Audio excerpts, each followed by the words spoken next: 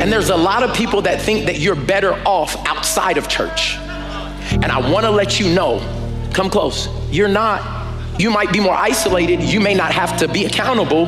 You may be able to get and do whatever you want and say whatever you want because I'm my own people, I'm living my truth, and you might be doing all that. But God cuts off the favor because you're not attached to anything.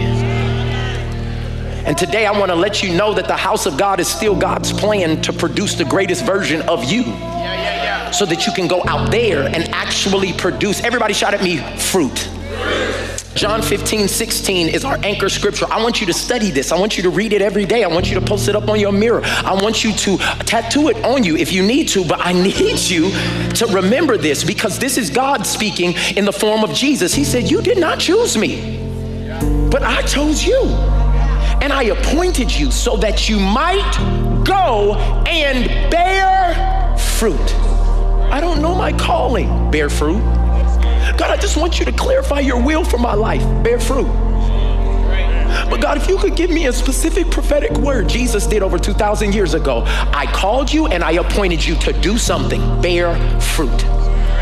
So it trips me out when everybody wants to know exactly what God has for them right now. I ask them, what are you doing where you're at? Is where you're at fruitful? No, I hate this job. Have you dropped any fruit there? I can't stand where I'm at. I can't stand where, and God's like, okay, cool. But since you're there, you might as well represent me and do what I asked you to do. Bear fruit.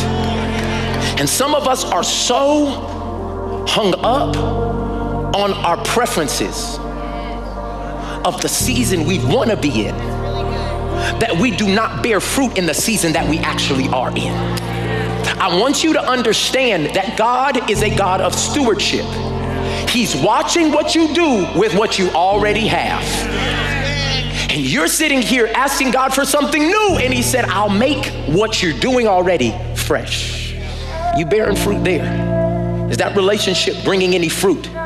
He says, and I don't want you to just go and bear fruit. Watch this. Oh, I want you to produce fruit that will last. So even going back to that job scenario, you hate where you at, but God's saying bear fruit there. Then he's going to say, and I don't want you to just bear fruit that stays when you're there. I want you to be so fruitful that when I progress you to another place, what you did was lasting there. And so that whatever you ask in my name, the Father will give you. There is something connected to you getting your prayers answered and you bearing fruit wherever you're at. It says, I want you to be in a place because I appointed you to be there. Bear fruit, fruit that will last. And so whatever you ask in my name, the Father will give to you. It don't really make sense to me until I remember that God is a God of stewardship.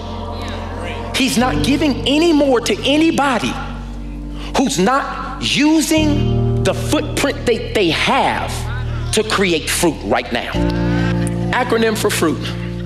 It's gonna be my faith repeating until it transforms.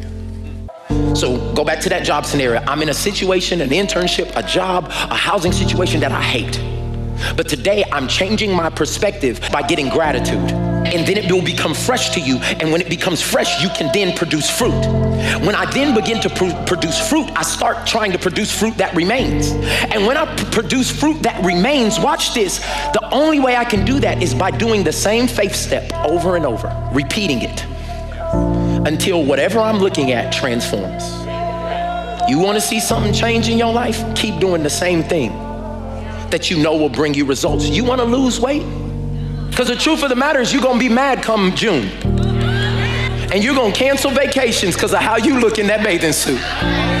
Let's just be honest. And then it's going to work on your self-esteem, and then you're going to start drinking again. See, y'all got to understand that the enemy plays on our insecurities. And so how can walking today keep me from having a baby 7 months from now? Because you know once you start get a little loose, you start answering DMs that you would ignore usually. And Trey Quante is gonna get up in your DMs and take you to Cheesecake Factory. What I'm saying is, if your faith repeating today and tomorrow and the next day, I'm not talking about being extreme, I'm talking about being intentional. What are you saying out of your mouth every morning when you wake up? Today is gonna be a day full of favor. God's hand is on my life. When I'm in unfavorable situations, I'm still favored because God is with me. Today I will make a difference wherever I go, and wherever I am, fruit will be left because of the love that is in my life. What are you saying?